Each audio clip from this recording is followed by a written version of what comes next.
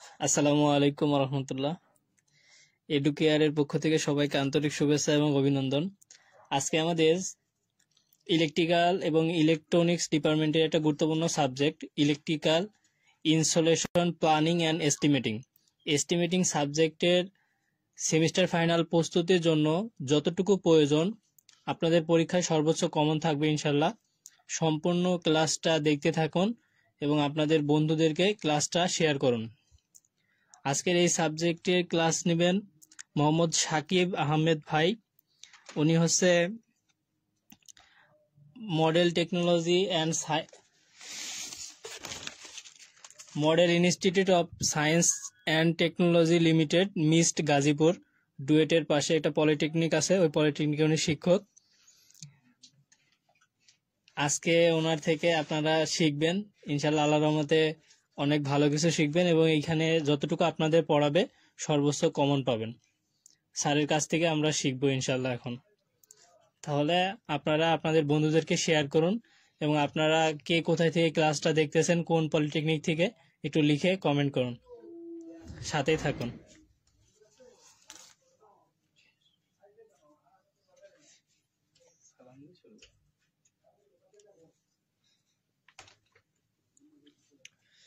আসসালামু আলাইকুম প্রিয় শিক্ষার্থীবৃন্দ, আশা করি সবাই আপনারা ভালো আছেন।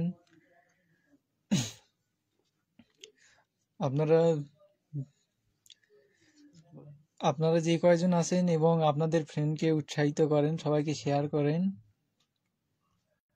আলহামদুলিল্লাহ, আশা করি ভালো কিছু শিখতে পারবেন। আমরা সাজেশন মূলক একটা ক্লাস নিব আজকে, যেহেতু আমাদের সামনে পরীক্ষা।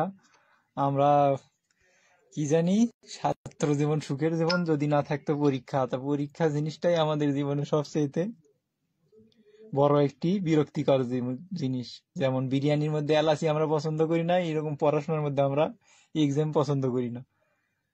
তা আবার ডিপ্লোমা ইঞ্জিনিয়ারিং লাইফের পরীক্ষা, প্রতিনিয়তই পরীক্ষা। আজ ক্লাস টেস্ট, পরের দিন মিড সেমিস্টার, পরের দিন কুইজ টেস্ট, তারপর দিনে সেমিস্টার ফাইনাল, তারপর দিনে জীবনই শেষ।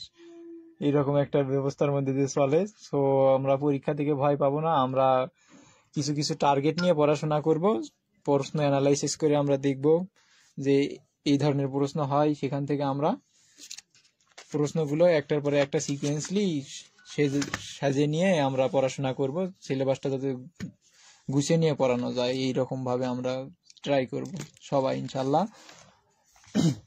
আমাদের যেহেতু খুব অল্প সময় আর বেশি দিন নেই, পরীক্ষা আর কিছুদিন পরেই, সেই জন্য করে আমরা একটা ফ্রি সাজেশন মূলক ক্লাসের আলোচনা করছি। এখানে আপনাদেরকে জাস্ট প্রশ্নগুলো দেখে দেওয়া হবে আর দুই একটা প্রশ্নর হিংস দেওয়া হবে যে এটা এইভাবে সলভ করতে হয় বা এই প্রশ্নটা আসলে এইভাবে উত্তর করতে হয়। এইভাবে যতটুকু পারা যায় আপনাদেরকে সহযোগিতা করা হবে ইনশাল্লাহ। তো আপনারা সবাই জয়েন করেন। আর কারো যদি আমার কথা বুঝতে অসুবিধা হয় অবশ্যই আপনারা কমেন্টে জানাবেন, কারণ আমি একটু দ্রুত কথা বলি। তো আমি ক্লাস নিতে নিতে খুব দ্রুত কথা বলি, এটা একটা অভ্যাসে পরিণত হয়ে গেছে। সো যদি আমার কথা বুঝতে কারো অসুবিধা হয় সবাই আপনারা কমেন্টে জানাইতে পারেন। সো আমরা বইটার নাম জানি, আমাদের প্রথম পরীক্ষা মনে হয় electrical installation planning and estimating, electrical ডিপার্টমেন্টের। এটা হলো প্রথম সাবজেক্ট, মেইন সাবজেক্ট। যেমন এর কোড নির্ধারণ করা আছে 26741। লাস্টের ওয়ানতে বোঝায় যে ইলেকট্রিক্যাল ডিপার্টমেন্টের ফোর্থ সেমিস্টারের প্রথম সাবজেক্ট এইটা। এই সাবজেক্টটা একটা গুরুত্বপূর্ণ সাবজেক্ট। এইটাতে আমরা অনেক কিছু শিখতে পারি, যেমন আমাদের বাসা বাড়ির বৈদ্যুতিক স্থাপনা, বাসা বাড়ি হোক বা বাইরে যে সাব স্টেশন হোক বা ট্রান্সমিশন লাইন, ডিস্ট্রিবিউশন লাইন হোক, এগুলোর সম্বন্ধে অনেক ধারণা পাই আমরা। এগুলো স্থাপন করতে গেলে কি রকম ব্যয় হয় বা কি কি সরঞ্জামাদি লাগে বা এগুলার লেআউট কিভাবে বা কোনটা কোথায় বসাতে হয়, তারপরে এগুলার সাইজ কোন ধরনের হয়, তার সাইজ, মেইন সুইচের সাইজ, সার্কিট ব্রেকারের সাইজ, এগুলো কি ধরনের হয়, এগুলো সব আমরা জানতে পারি। সো এটা একটা গুরুত্বপূর্ণ সাবজেক্ট। আমরা এইটার থেকে শেখারও চেষ্টা করব, আবার পরীক্ষাতেও ভালো করার চেষ্টা করব। তাহলে আমরা শুরু করা যাক। দেখি আমাদের বইতেও মনে হয় এইটা, আপনাদের বই নিয়ে কোনো ঘাবড়ানোর কোনো কারণ নেই। বই সব বই একই ধরনের পড়াই আছে। যারা 16 প্রবিধানের, যারা 10 প্রবিধানের, সবার কাছে একই বই আছে। শুধুমাত্র অধ্যায়, কোনোটা দুইটা মিলে একটা বানাইছে, কোনোটা আবার দুইটা ডিভাইডেড করে দিয়েছে, এইরকম করে বানাইছে। আর বইয়ের কালার যার যেইটাই হোক, এইটা নিয়ে আপত্তি করার প্রয়োজন নেই। বই সবারই এক, পড়া সব বইতেই আছে, কোনোটা যে নাই এমনটা না। সো আমরা প্রথম থেকে প্রশ্নগুলো দেখে দিব, তারপরে আমরা যদি দুই একটা ম্যাথমেটিক্যালি ক্যালকুলেশন আসে সেগুলো আমরা সলভ করে দেওয়ার চেষ্টা করবো, যে এটা এইভাবে সলভ করতে হয় আমরা। কারণ প্রশ্ন যদি আমি প্রত্যেকটাই সলভ করতে যাই তাহলে অনেক দেরি হয়ে যাবে, আর আপনারাও সময়ের, এখন মূলত সময়ের সদ্ব্যবহার করা উচিত, কারণ সামনে পরীক্ষা, সময় বেশি নষ্ট না করে অল্প সময়ের মধ্যে যতটুকু ভালো করা যায় এইটাই আমাদের লক্ষ্য। সো দেখি আমরা প্রথম অধ্যায়ে আমাদের কি আছে।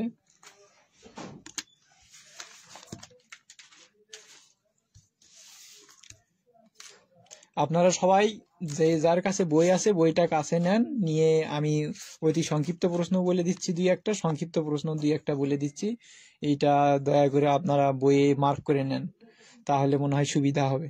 হ্যাঁ, আমরা প্রথমেই টার্গেট করব আসলে কারিগরি বোর্ড এমন একটা বোর্ড, বা এই জায়গায় প্রশ্ন কখনো সাজেশনে ওইভাবে পাওয়া যায় না, যেমন আমরা এই জেনারেলের বোর্ডগুলা পরীক্ষার আগে আমরা মানে কি বোর্ড পরীক্ষার আগে অনেক সাজেশন কিনতে পাই, এই প্রকাশনা এই সাজেশন নামাইছে, ওই প্রকাশনা ওই সাজেশন নামাইছে, এইভাবে আমাদেরকে কোনো সাজেশন দেওয়া হয় না।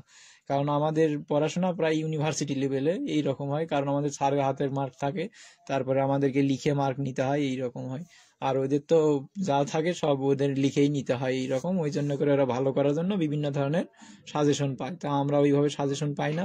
এই জায়গাতে আমরা যদি লক্ষ্য করি তাহলে দেখা যায় যে আপনার সবচেয়ে বেশি যেগুলা বারবার রিপিট হয়, এই কারিগরি বোর্ড প্রশ্ন শুধু রিপিট করে, এগুলো কি যেগুলো সবচেয়ে বেশি সালে আসছে, মূলত যেগুলা প্রশ্নের সঙ্গে সাল বেশি লেখা আছে সেগুলাই বেশি আসার সম্ভাবনা থাকে এইরকম। সো আমরা একটা ট্রিক জানতে পারলাম যে যেটা বেশি সালে আসছে এটা বেশি আসবে। আর আপনার 100%-এর মধ্যে 100%ই যে সালের প্রশ্নই দিবে এইরকম কিছু না, 70% দিয়ে দিলে 30% হয়তো বা বাহিরে থেকে দিবে, এটা আপনাকে মেনে নিতে হবে। আপনি যদি বেশি পড়াশোনা করেন আলহামদুলিল্লাহ আপনি 100%ই অ্যান্সার করতে পারবেন, আশা করা যায়। সো দেখেন, যারা জয়েন আছেন দয়া করে দেখবেন প্রথম অধ্যায়, আমাদের প্রথম অধ্যায়টার নাম মনে হয় সম্ভবত বৈদ্যুতিক স্থাপনার পরিকল্পনা ও প্রাক্কলন, তাই না? এস্টিমেট এর বাংলায় হলো প্রাক্কলন, আর প্ল্যানিং এর বাংলা হলো পরিকল্পনা। তো পরিকল্পনা হলো কোনো একটা বৈদ্যুতিক স্থাপনা আমরা যে স্থাপন করব, এটা প্রথমে আমাদেরকে একটা নকশা বা ছক আকারে আমাদেরকে প্রথমে তার সরঞ্জামাদি কোথায় কি বসবে, আর কোনো মেশিনপত্র, আমরা বৈদ্যুতিক স্থাপনা যেহেতু স্থাপন করব, কোথায় মেইন সুইচ, কোথায় সার্কিট ব্রেকার, কোথায় সুইচ বোর্ড, কোথায় মেশিন, কোথায় কি বসবে, এইটা পরিকল্পনা করে একটা নকশা তৈরি করতে হবে আমাদেরকে। একটা ড্রয়িং পেপারে একটা নকশা তৈরি করতে হবে যে এই জায়গায় এই সরঞ্জামাদি থাকবে, এই ঘরের ভিতরে এটা থাকবে, এই এই জায়গাতে আমি এটা বসাবো, এই জায়গাতে এত উপরে সুইচ বোর্ড থাকবে, এগুলার একটা নকশা তৈরি করা হলো পরিকল্পনা। প্রথমেই আমাদেরকে পরিকল্পনা করে নিতে হয়, যে কোনো কাজ করতে গেলেই পরিকল্পনা করে নিতে হয়। আপনি যেহেতু বাসার থেকে হয়তো বা কোথাও যাবেন, আপনি মানে ঘুরতে যাবেন, আপনার প্রথমে পরিকল্পনা করতে হয় আমি এই জায়গায় যাবো, ওই জায়গায় যাবো, এই জায়গায় যাবো, না হলে আপনি কখনোই যাইতে পারবেন না। সো সব কাজেরই একটা পরিকল্পনা থাকে, তো সেই রকম এইটারও পরিকল্পনা আছে। তো এইটার পরিকল্পনা হলো নকশা। আর প্রাক্কলনটা হলো যে আপনার বৈদ্যুতিক স্থাপনা যে সরঞ্জামাদিগুলো আমরা ব্যবহার করি, বা একটা বৈদ্যুতিক স্থাপনা স্থাপন করতে যে পরিমাণ খরচ হয়, এইটার নির্মাণ ব্যয় নিরূপণ করাটাই হলো প্রাক্কলন বা এস্টিমেটিং। ঠিক আছে, এস্টিমেটিং। তাহলে দেখেন, আমরা প্রথমে এই অধ্যায় থেকে অতি সংক্ষিপ্ত প্রশ্ন, প্রথমে একটা আছে বৈদ্যুতিক স্থাপনা বলতে কি বোঝো।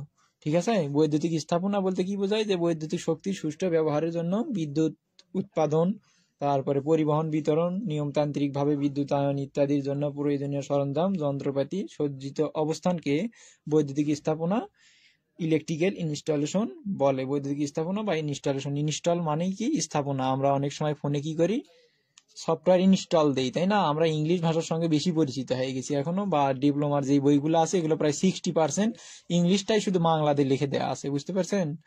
তো এই ইনস্টলেশন মানে হলো স্থাপনা।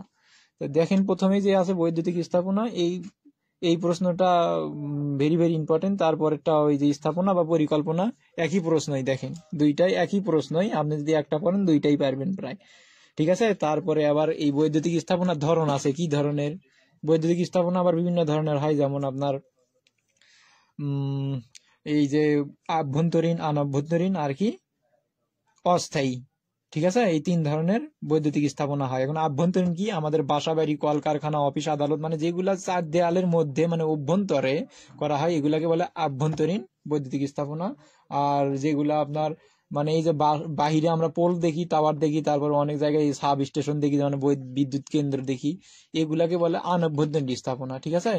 আর যেগুলা হলো অস্থায়ী বললাম, এখন অস্থায়ীটা হলো যে আমরা কোনো জায়গায় নাচ গানের অনুষ্ঠান করবো, আমরা অনেকদিন হলো পড়াশোনা করতে করতে বোর ফিল করতেছি, একটু মানে আমাদের আনন্দ করা দরকার, এই জন্য করে আমরা একটা কনসার্টের আয়োজন করব। এই জন্য আমাদের ওই দিন কি করতে হবে, একটা জায়গা আমাদের কি আলোকিত করা লাগবে, বা ওই জায়গায় আমাদের ব্যান্ড সঙ্গীত আলোচনা করার জন্য করে আয়োজন করতে হবে। এই জন্য যে স্থাপনা বৈদ্যুতিক সরঞ্জামাদির ব্যবস্থা করা হয়, এটা হলো অভ্যন্তরীণ, বা কোনো নেতা আসবে কোথাও বা কোনো জায়গায় কোনো সভা সমাবেশ হবে, এই জন্য করে যে বিদ্যুতের সরঞ্জামাদির ব্যবস্থা করা হয় এগুলাকে বলে অভ্যন্তরীণ স্থাপনা, ঠিক আছে।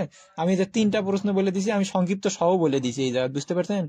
আমি যে বলছি এগুলো সব সংক্ষিপ্ত সহ। তাহলে আপনারা প্রথম দুইটা প্রশ্ন দেখেন, বৈদ্যুতিক স্থাপনা কাকে বলে, বৈদ্যুতিক স্থাপনা ও তার পরিকল্পনা, এই প্রশ্নগুলো এই দুইটা নেন। তারপরে প্রাক্কলন কাকে বলে একটা প্রশ্ন আছে আপনাদের বইয়ে, এইটা আঁকে নেন, অতি সংক্ষিপ্ত, ঠিক আছে, এইটাও ইম্পর্টেন্ট। তারপরে আপনার ক্যাটালগ আর কোটেনেশন একটা প্রশ্ন আছে, এই দুইটা আঁকে নেবেন, ক্যাটালগ আর কোটেনেশন, ঠিক আছে। আপনারা কি আমার কথা বুঝতে পারতেছেন? যদি কথা বুঝতে সমস্যা হয় তাহলে আপনারা অবশ্যই অবশ্যই জানাবেন কমেন্টে, আমি আপনাদের মানে বোধগম্য ভাষায় কথা বলবো, ঠিক আছে। তাহলে দেখেন, তারপরে ক্যাটালগ কোটেনেশন আছে, তারপরে এই যে ওভারহেড চার্জ নামে একটা প্রশ্ন আছে। এই ওভারহেড চার্জ গুলো হলো যে আপনার এই যে বেতন ভাতা দেওয়া লাগে কর্মকর্তাদের, মানে আমরা একটা বৈদ্যুতিক স্থাপনা স্থাপন করবো, সেই জায়গায় কিছু ইঞ্জিনিয়ার বা কর্মচারী নিয়োগ দিছি আমরা, এগুলো তো বাড়িতে হয়তো বা ছোট ছোট যা আমরা ইলেকট্রিশিয়ান দিয়ে করে নিতে পারি, কিন্তু যেগুলো বড় বড় স্থাপনা মানে বড় বড় বিল্ডিং হয়, এগুলো তো কোনো কোম্পানির একটা ইঞ্জিনিয়ারিং ফার্মের সাইটটা পরিচালনা করে এই জায়গায়, বুঝতে পারছেন। এই জায়গায় কিছু মানে ইঞ্জিনিয়ার থাকে, কিছু কর্মচারী থাকে, এনাদেরকে কি করা হয়, বেতন দিতে হয়, তারপরে আপনার ওনাদের আমরা যে অফিসটা নিয়ে থাকি অস্থায়ী ভাবে সেইটার ভাড়া দিতে হয়, তারপরে শুল্ক, বীমা, আরো অনেক ধরনের আছে, এগুলো পরিশোধ করতে হয়, এগুলো হলো ওভারহেড চার্জ। তারপরে দেখেন, আমি বলছিলাম কি আভ্যন্তরীণ, অনাভ্যন্তরীণ আর কি অস্থায়ী বিদ্যুতিক স্থাপনা। দেখেন এই যে সংক্ষিপ্ত এই তিনটা প্রশ্ন আছে, এক কথায় উত্তর জাস্ট, ঠিক আছে। আর শুধু উদাহরণ দিয়ে দিবেন সঙ্গে, জাস্ট এটার উত্তর হয়ে গেছে 2 মার্কের। শুধু আভ্যন্তরীণ কাকে বলে, যে যেগুলা গৃহের অভ্যন্তরে করা হয়, মানে বাড়িঘর, অফিস আদালত, কলকারখানা ইত্যাদির অভ্যন্তরে যে ওয়ারিং করা হয় সেটাকে বলে আভ্যন্তরীণ ওয়ারিং বা আভ্যন্তরীণ বৈদ্যুতিক স্থাপনা, ঠিক আছে। জি জি, আমরা 7-8 অধ্যায় সবগুলো অধ্যায় আমরা দেখাবো, ঠিক আছে, সমস্যা নেই, সবগুলো অধ্যায় দেখাবো, একটু ধৈর্য ধরেন, আমরা ধাপে ধাপে যাইতেছি, সমস্যা নেই, অধৈর্য হওয়ার কিছু নেই। দেখেন এই তিনটা, এই অধ্যায় থেকে মূলত আমাদের শুধু অতি সংক্ষিপ্ত আর সংক্ষিপ্ত প্রশ্নই হবে, ঠিক আছে। এই যে দেখেন একটা পার্থক্য আছে তিনটা, এই যে আভ্যন্তরীণ আর অনাভ্যন্তরীণ, এই দুইটার পার্থক্য, এটা একটা ইম্পর্টেন্ট প্রশ্ন। তারপরে আর একটা সংক্ষিপ্ত প্রশ্ন এই জায়গাতে নিতে পারেন, বৈদ্যুতিক শিডিউল, ঠিক আছে, বৈদ্যুতিক শিডিউল বলতে একটা প্রশ্ন আছে, এটা নিতে পারেন, এটাও খুব ইম্পর্টেন্ট, বুঝতে পারছেন। তাহলে এই কয়টা প্রশ্ন এই জায়গায় থেকে পড়েন। তারপরে 2 নাম্বারটাতে দেখেন, পরিমাপের বই, মূল্য তালিকা ও শ্রম হারের তফসিলের ধারণা। এই অধ্যায়টা অতটা ইম্পর্টেন্ট না, 2-1টা অতি সংক্ষিপ্ত প্রশ্ন দেখলে এই জায়গা থেকে হবে, সংক্ষিপ্ত 2-1টা দেখা যাক, যদি পাওয়া যায় সেই রকম ইনশাল্লাহ আমি বলে দিতেছি আপনাদেরকে।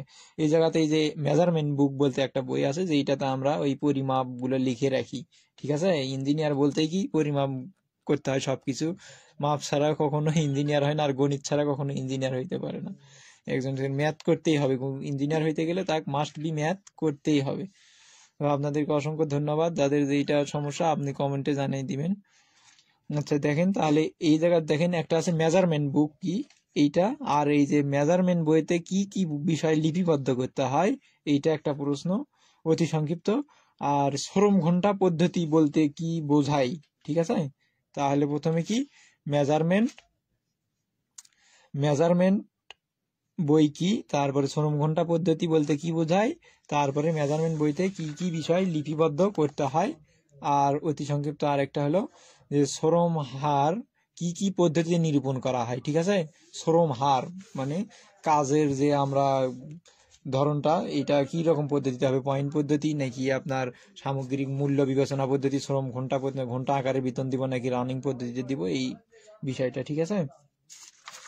আর এই জায়গা থেকে সংক্ষিপ্ত প্রশ্ন করার প্রয়োজন নেই, এটা থাক। ঠিক আছে। দেখেন এখন তৃতীয় অধ্যায় একটা মোস্ট ইম্পর্টেন্ট অধ্যায়। এই অধ্যায়ের থেকে সংক্ষিপ্ত রচনামূলক, অতি সংক্ষিপ্ত মাস্ট বি থাকবে, রচনামূলক মাস্ট বি থাকবে, এই জায়গার থেকে থাকবেই। ঠিক আছে। এইটা কোনো ফাঁকি দেওয়ার বিষয় মানে ইয়ে নাই এই জায়গার যে ফাঁকি দিয়ে যাবেন এই অধ্যায় আমি পড়বো না, কারণ এইটাতেই মার্ক বেশি সবচাইতে, এই অধ্যায় থেকে বেশি মার্কের প্রশ্ন হবে। ঠিক আছে। এই তৃতীয় অধ্যায় কি বলছে, এটা উদ্ভাসন এবং লাইটিং স্কিম।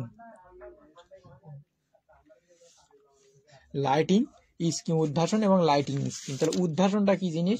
উদ্ভাসন মানে একটা রুমের বা প্রতি একক ক্ষেত্রফলে, বা রুম হোক বা যেই জায়গায় হোক, প্রতি একক ক্ষেত্রফলের উপর প্রযুক্ত আলোর পরিমাণ বা আলোর বলরেখাকেই বলে আপনার উদ্ভাসন। মানে আলোকিত যে করি আমরা, এই যে আলো দেখতেছি পড়তেছে এই জায়গায়, এই আলো কিন্তু একটা রেখা আকারে পড়তেছে, আমরা যা খালি চোখে দেখতেছি না। ঠিক আছে।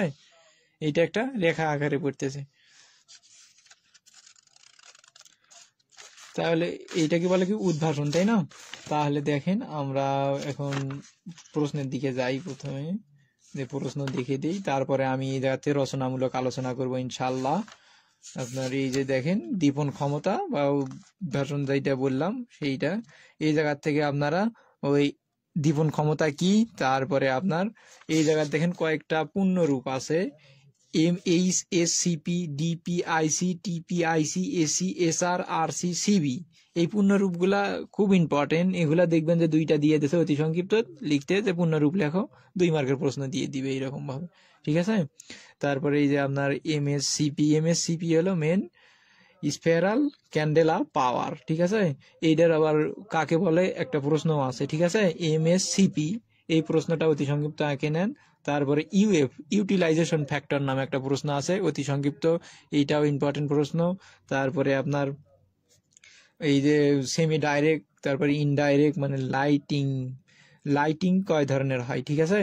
লাইটিং মূলত 3 ধরনের লাইটিং 3 ধরনের হয় না, সরি, লাইটিং বিভিন্ন ধরনের হয়ে থাকে। প্রত্যক্ষ লাইটিং, আধা প্রত্যক্ষ, পরোক্ষ, আধা পরোক্ষ, তারপর সাধারণ লাইটিং, সম্পূরক লাইটিং, এই বিভিন্ন ধরনের লাইটিং হয়ে থাকে। ঠিক আছে। এইটা একটা প্রশ্ন, আপনার একটা ইম্পর্টেন্ট প্রশ্ন, এইটাও আঁকে নেন। তারপরে আমরা দেখি সংক্ষিপ্তের দিকে যাই। এই জায়গাতে সংক্ষিপ্ত প্রশ্নে একটা আছে আপনার যে এই ল্যাম্বার্টের একটা সূত্র নামে একটা সূত্র আছে, ল্যাম্বার্টের সূত্র নামে একটা সূত্র আছে। এই ল্যাম্বার্টের সূত্রটা হলো আপনার E equal to I cos theta divided by R square. ঠিক আছে। এখানে E হলো আপনার উদ্ভাসন, তারপরে I হলো লুমিনাস ইন্টেন্সিটি, আর R স্কোয়ার হলো আলোক উৎস ও তলের মধ্যবর্তী কোণ। ঠিক আছে। এইটা হ্যাঁ, এমডি তারাজুল ইসলাম, সবই করাবো ইনশাল্লাহ, আমরা আশা করা যায়। 5 সেমিস্টারের কোর্স সম্পর্কে বলবেন স্যার? হ্যাঁ, অবশ্যই 5 সেমিস্টারের কোর্স সম্পর্কে বলবো। আমরা আগে এটা শেষ করে নিই ইনশাল্লাহ।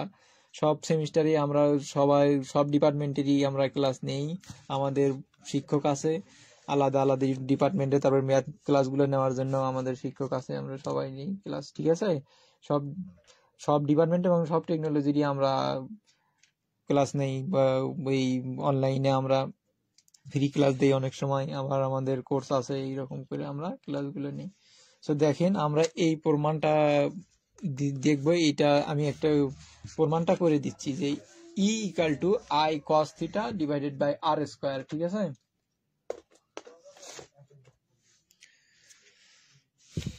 তাহলে দেখেন আমরা যদি দেখি এই জায়গা আমাদেরকে বলছে কি E equal to I cos theta divided by R square. এইটা কি অক্ষরগুলো পরিচিত অর্থ বহন করে। তাহলে আমরা জানি যে আপনার উদ্ভাসন লুমিনাস ইন্টেন্সিটির সাথে সরাসরি সমানুপাতিক। ঠিক আছে। লুমিনাস ইন্টেন্সিটির সাথে সরাসরি সমানুপাতিক, এটা আমরা 1 নম্বর সমীকরণ ধরে নিলাম। আবার উদ্ভাসন দূরত্বের সাথে ব্যস্তানুপাতিক বা উল্টানুপাতিক। ঠিক আছে, এই দুইটা আমি ধরে নিলাম। তাহলে ল্যাম্বার্ট এখন কি জানি বলে গেছে একটা সূত্র, যে কোন তলের যে কোনো বিন্দুতে উদ্ভাসন উক্ত তলের অভিলম্ব ও উক্ত বিন্দুতে পতিত আলোক রশ্মির মধ্যে সৃষ্ট কোণের কোসাইন এর সমানুপাতিক। তাহলে কি বলছে, ল্যাম্বার্ট কোন তলের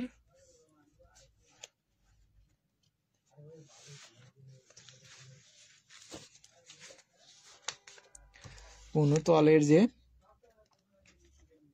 কোন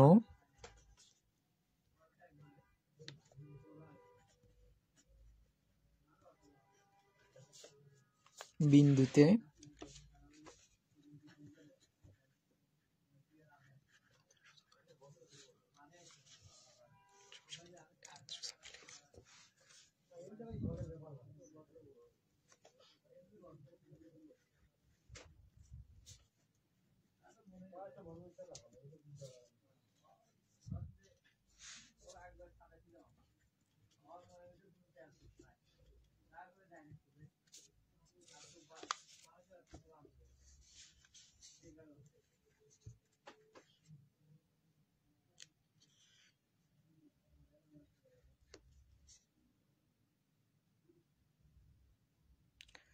তাহলে ল্যাম্বার্ট কি বলছে, কোন তলের যে কোনো বিন্দুতে উদ্ভাসন উক্ত তলের অভিলম্ব ও উক্ত বিন্দুতে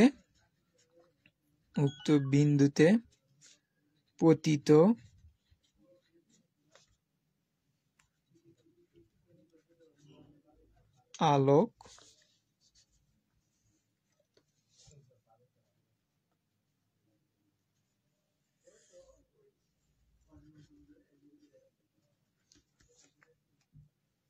আলোক রশ্মির মধ্যে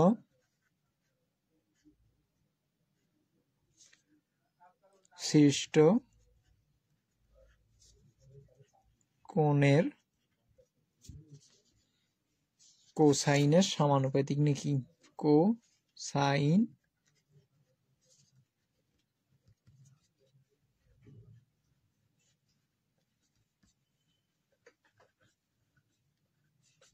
সমানুপাতিক, মানে কি উদ্ভাসন ইকুয়াল টু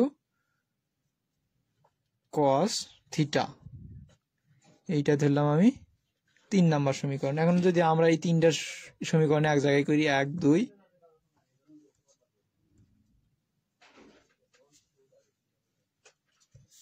এই 3টা যদি আমরা এক জায়গায় করি,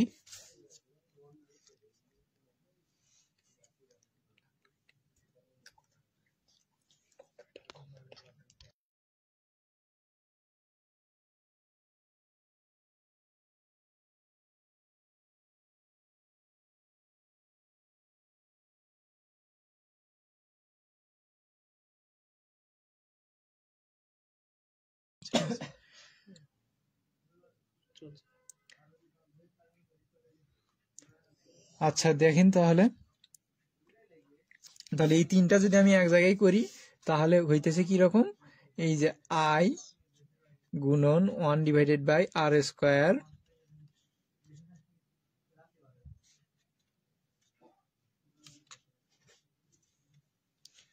তো কি হচ্ছে cos থিটা। তাহলে দেখেন এই যে সমানুপাতিক চিহ্ন থাকলো, I গুণ আকারে আছে, r² নিচে আছে।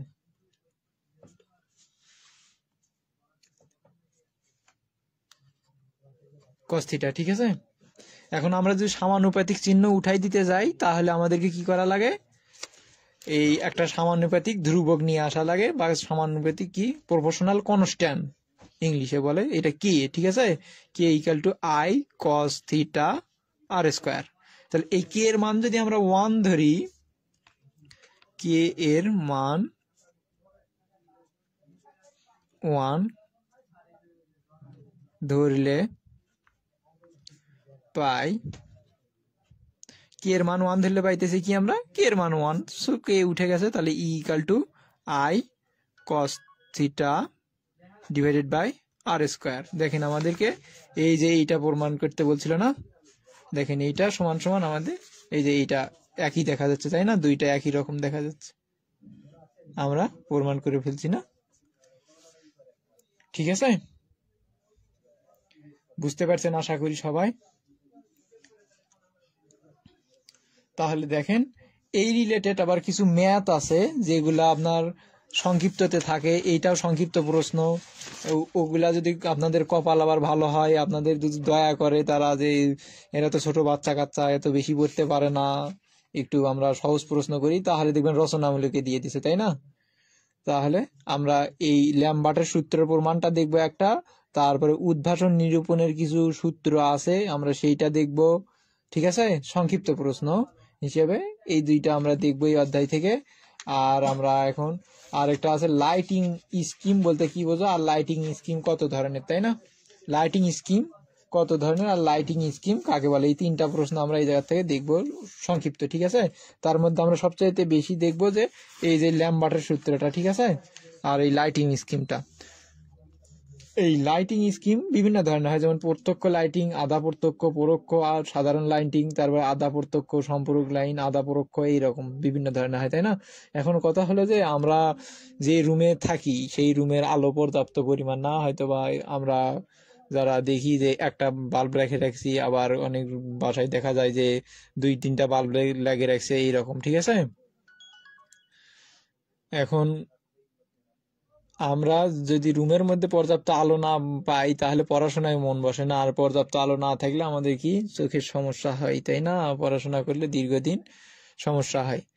তাহলে আমরা কি করবো, আলো যেন পর্যাপ্ত পাওয়া যায় সেই হিসেবে আমরা লাইটিং স্কিম ডিজাইন করব। তাহলে এই জায়গাতে আমার রুমে কত লুমেন আলোর প্রয়োজন, কত কি আলোর প্রয়োজন, এইগুলো আমাদেরকে হিসাব করতে হবে। রুমের কত ক্ষেত্রফল, মানে প্রত্যেক ক্ষেত্রফলে কত লুমেন আলোর প্রয়োজন, এতে করে আমার কতটি বাতি লাগবে, এগুলো আমার হিসাব করতে হবে, ঠিক আছে? তাহলে দেখেন এইগুলা যদি আমি হিসাব করতে যাই, মানে আলোর পরিমাণ যদি হিসাব করতে চাই আমি প্রথমে, তাহলে আমাদেরকে একটা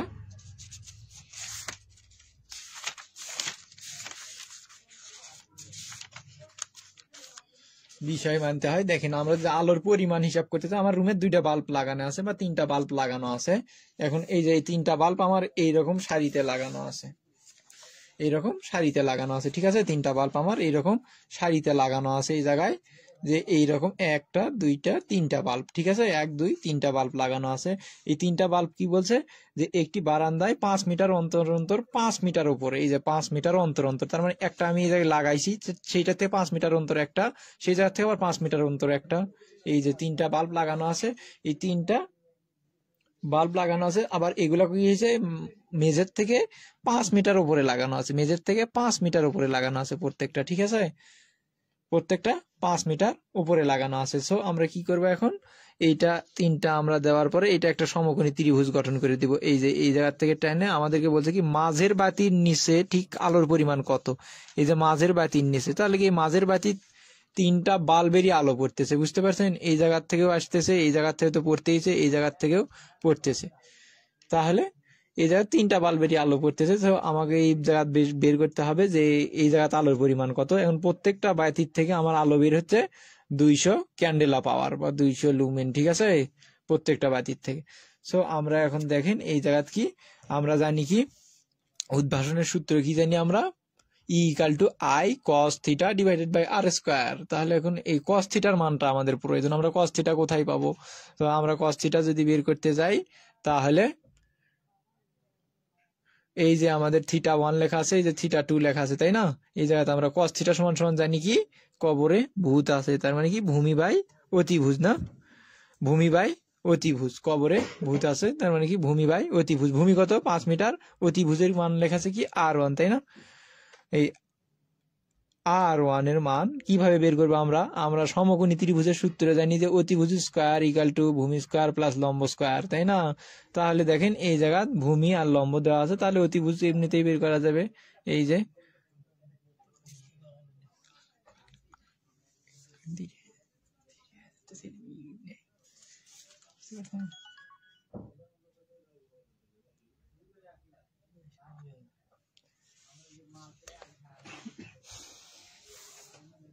তাহলে দেখেন এইটাই আমরা একটা সমকোণী ত্রিভুজ ধরে করবো, যে এইটা লম্ব, এটা ভূমি, এইটা অনুরূপ ভাবে এটা লম্ব, এটা ভূমি, দুই পাশেই একই রকম সেম হিসাব আমাদের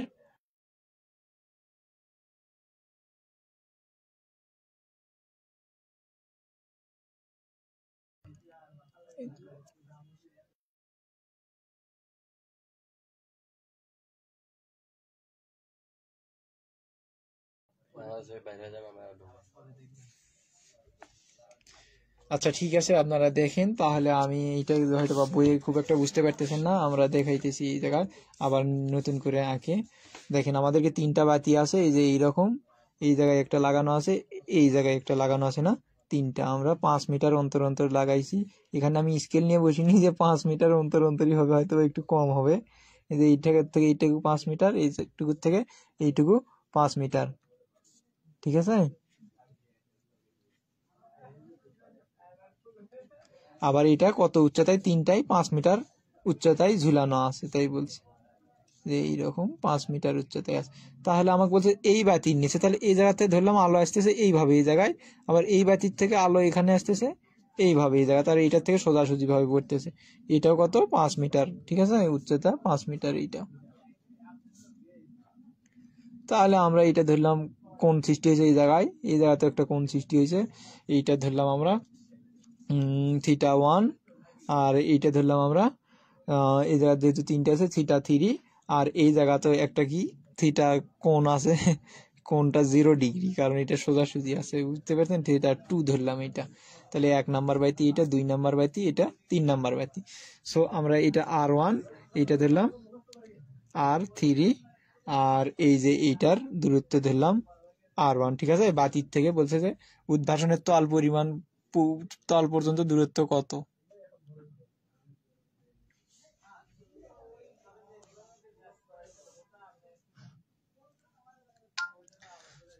তাহলে দেখেন আমরা এই R1 এর মান বের করব, কারণ আমরা জানি উদ্ভাসনের সূত্র কি জানি, আমরা উদ্ভাসনের সূত্র জানি কি, আমরা E equal to I cos theta divided by R square, ঠিক আছে। তাহলে আমাদেরকে কি কি লাগবে, I এর মান লাগবে। I এর মান এখানে দেওয়া আছে, I এর মান হলো আপনার 200 ক্যান্ডেলা পাওয়ার, ঠিক আছে। I এর মান দেওয়া আছে আমাদের কত, 200 ক্যান্ডেলা পাওয়ার, ঠিক আছে। এখন আর এর মানটা আমাদের প্রয়োজন, আর এর মান দেওয়া নেই। এখন আর এর মান আমরা কিভাবে, আর এর মান আর cos থিটার মান, ঠিক আছে, এই দুইটা আমাকে বের করতে হবে। তাহলে এটা যদি একটা সমকোণী ত্রিভুজ হয়, তাহলে আমরা জানি কি অতিভুজ স্কয়ার ডিভাইডেড বাই লম্ব স্কয়ার প্লাস কি ভূমি স্কয়ার। তাহলে R1 ইকুয়াল টু লেখা যায় √5 এর উপর স্কয়ার প্লাস 5 এর উপর স্কয়ার সমান সমান 7.071, ঠিক আছে। এখন দেখেন এইটা যত দূরত্ব, এইটারও ঠিক সেম দূরত্ব, সুতরাং এই যে R3 সমান সমান এটা লেখা যায়, ঠিক আছে। এখন আমরা আর R2 কত, 5 মিটার, এই যে R2 আছে 5 মিটার, একবার দেখেন এই যে সরাসরি R2 আছে 5 মিটার, এই যে 5 মিটার, এই যে এত মিটার। cos θ1 ইকুয়াল টু, আমরা cos থিটা সমান সমান জানি কি ভূমি বাই অতিভুজ, ভূমি 5, এই যে আর অতিভুজ কত R1 7.071, ঠিক আছে। এটা কি লেখা যায়, cos θ1 এর যা মান, এই যে আর এর মান, এইটা R1 এর মানও যা, R3 এর মানও তাই, এগুলো দূরত্ব এক, লম্ব ভূমি সব এক, সুতরাং এইটা cos θ2 সমান সমান এইটাই লেখা যায়, ঠিক আছে। তাহলে এটা ক্যালকুলেশন করলে আমরা পাই 0.707, ঠিক আছে, এত cos থিটার মান আমরা। তাহলে আমরা জানি কি E, তাই না, এটা তিনটা বাতি আছে, সুতরাং আমাদের E1 plus E2 plus E3, তিনটাতে তিন ধরনের উদ্ভাসন পাওয়া যাবে। তাহলে আমরা জানি কি I cos theta divided by R square, এই যে 1 যেহেতু এই জায়গা তো 1, তারপরে I cos থিটা 2 θ1, তারপরে এই জায়গা কি R স্কয়ার, এই জায়গা 2 plus I cos θ3 divided by R3 square. দেখেন এই জায়গায় মান বসাবেন আপনারা যখন, তখন I এর মান কি ফিক্সড সবগুলোতেই 200 গুণন এই যে কত 7.707 না, আর এই জায়গাতে R1 এর মানটা হলো আপনাদের, R1 এর মান কত আসছে আমাদের 7.071 প্লাস 2 নাম্বারটা দেখি 200, এই যে cos θ2, এই যে θ2 মান অ্যাঙ্গেল হলো 0 ডিগ্রি, cos 0 ডিগ্রির মান হলো 1, ঠিক আছে, cos 0 ডিগ্রির মান 1। তাহলে আমরা এই যা লিখে নিলাম ঠিক আছে, এই যে θ2 ইকুয়াল টু আমরা জানি কত 0 ডিগ্রি দেওয়া আছে, তাহলে cos θ2 ইকুয়াল টু কত হয়, cos 0 ডিগ্রির মান হয় 1, ঠিক আছে, ডিভাইডেড বাই r2 এর মান কত 5, 5 এর উপর স্কয়ার প্লাস r3 আবার এইরকম করে লেখেন 200 গুণন এইটার কোণের মান কত 7.707 ডিভাইডেড বাই 7.7071 এর উপর কি স্কয়ার, ঠিক আছে। এখন এইটা যদি আমরা ক্যালকুলেশন করি, তাহলে আমরা কত পাই 13.657, এর একক হলো লুমেন পার বর্গমিটার, উদ্ভাসনের একক হলো লুমেন পার বর্গমিটার, ঠিক আছে, দেখতে পাচ্ছেন।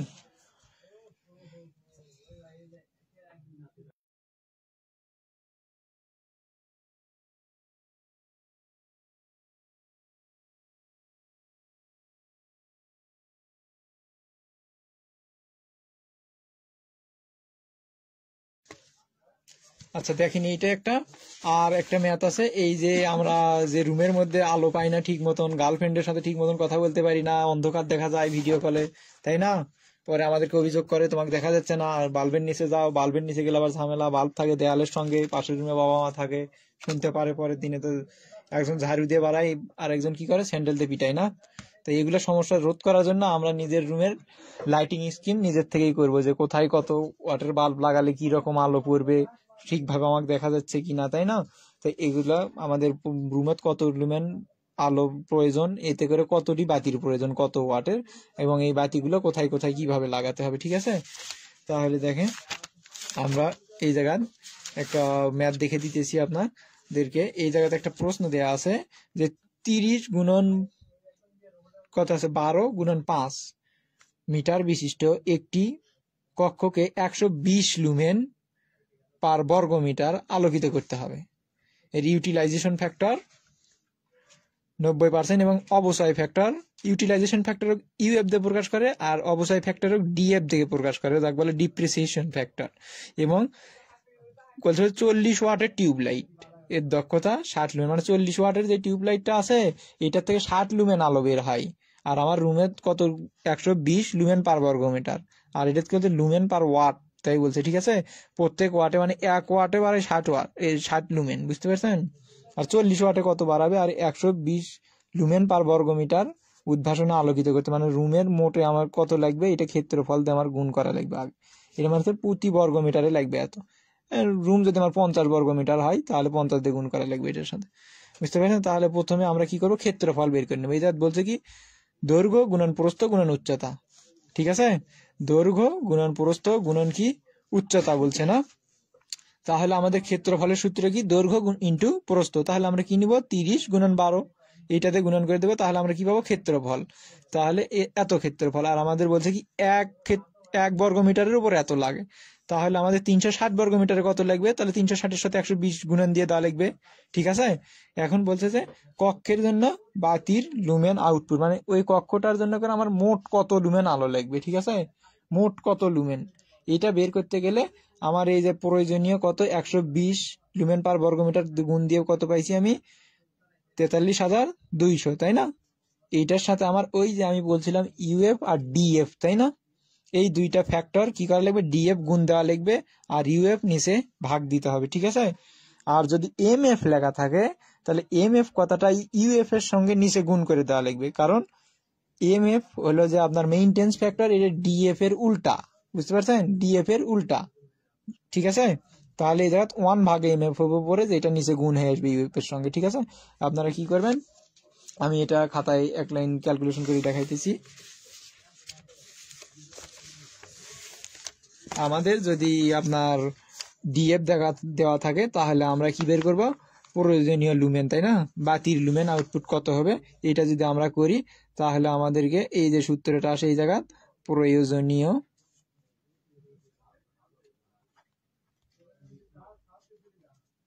লুমেন গুণন, যদি ডিএফ দেওয়া থাকে তাহলে এরকম হবে ডিএফ ডিভাইডেড বাই ইউএফ, আর যদি আপনার এমএফ দেওয়া থাকে সেই ক্ষেত্রে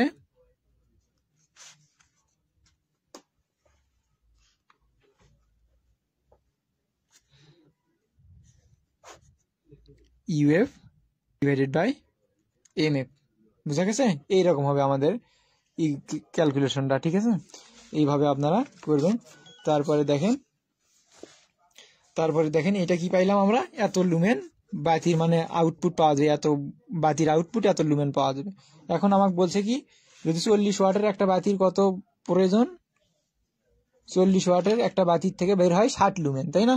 তাহলে এই লুমেন যত আছে তাকে যদি আমি 60 দিয়ে ভাগ দিই, তাহলে কত ওয়াট পাওয়া যাবে মোট, আমি সেইটা পাবো, ঠিক আছে? তাহলে এই যে দেখেন এই জায়গায়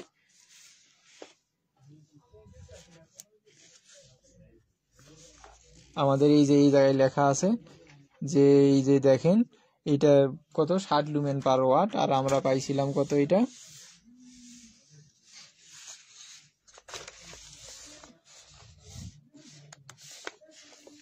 আমরা পাইছি 5760 লুমেন, এত ওয়াট মানে প্রত্যেকটা মানে মোট আমার এত লুমেন আলো লাগবে ওই রুমে, ঠিক আছে?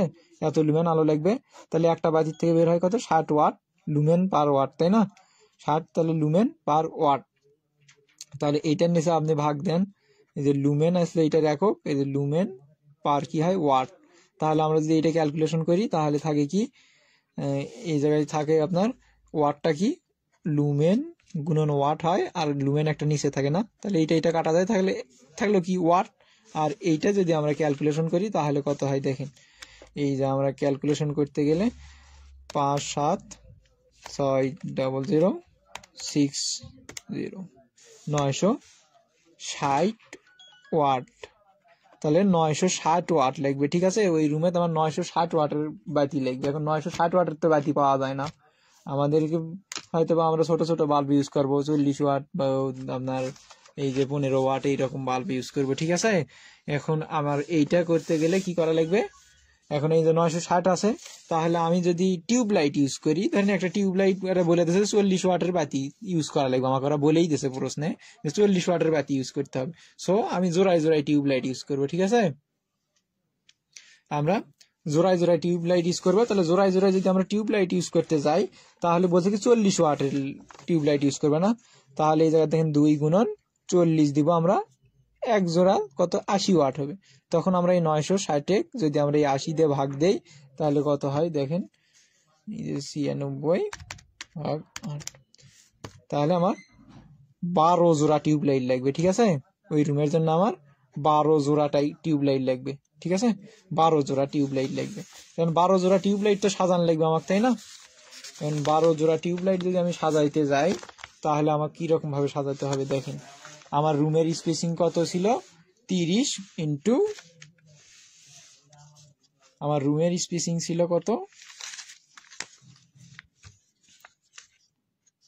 এইদিকে ধরেন 30 মিটার ছিল, এইদিকে ধরেন 12 মিটার ছিল, হ্যাঁ এইরকম ছিল আমার রুমের স্পেসিং। এখন 12 জোড়া টিউব লাইট আমি কিভাবে সাজাবো, হ্যাঁ? এখন 12 জোড়া টিউব লাইট আমি 3টা লাইন দিব, যে আমি এইদিকে ধরেন 4টা রাখবো, এইদিকে 3টা বাল্ব রাখবো, ঠিক আছে? 1 2 3, আর এইদিকে 1 2 3 4, তাহলে 3 4 12 মিলে যাচ্ছে। তাহলে আমাকে এটা সাজাইতে হবে, আমি এইদিকে যদি 30 মিটার, এটা কত 30 মিটার না, আর এটা কত 12 মিটার। এটা যদি সাজাইতে যাই আমি প্রত্যেক পাশ থেকে আমি 3 মিটার করে বাদ দিয়ে নিব, ঠিক আছে? এই যে 3 মিটার করে প্রত্যেক পাশ থেকে বাদ দিলে থাকে কত 24 মিটার, তাই না? থাকে কত 24 মিটার, 6 মিটার চলে গেল, 30 মিটার ভিতর থেকে 6 মিটার চলে গেছে, থাকে আমার 24 মিটার। তাহলে আমি কি করব, এই জায়গায় আমি এখন 4টা দাগ দিব, এই জায়গায় একটা আছে, এই জায়গায় একটা দিলাম 8 মিটার, এই জায়গায় একটা দিলাম 8 মিটার, এই 8 মিটার করে দিলাম, এইটা 8, এইটা 8 8 8, ঠিক আছে? সরি,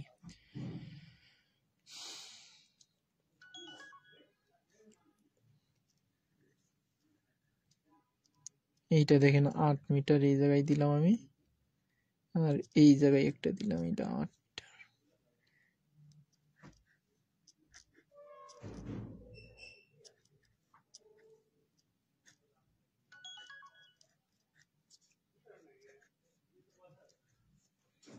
তাহলে এইদিকে আবার কত আছে 12 মিটার না, এইদিকে আছে 12 মিটার। তাহলে আমি যদি 2 মিটার করে বাদ দিয়ে দিই উভয় পাশে, তাহলে 4 মিটার চলে যায়, তাহলে ভিতরে থাকে কত? তাহলে থাকে হলো 8 মিটার। তাহলে আমি এই জায়গায় দিলাম একটা, এই পাশে 4 মিটার। যারা নেক্সট সেমিস্টার থেকে ভালো মতন প্রথম থেকে স্ট্রাগল করতে চান, তারা অবশ্যই অবশ্যই আমাদের সঙ্গে যুক্ত থাকবেন সব সময়। আশা করি আপনারা সবাই ভালো থাকবেন। আমরা নেক্সট ক্লাসে আগামীকাল আমাদের ডিসি মেশিন ক্লাস ছিল এই রাত 8টায়, ঠিক আছে?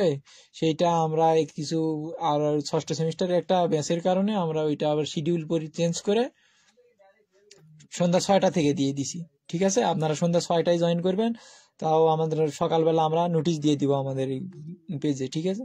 আপনারা সবাই দেখে নেবেন। আশা করি সবাই ভালো থাকবেন, সুস্থ থাকবেন। শুভরাত্রি সবাই।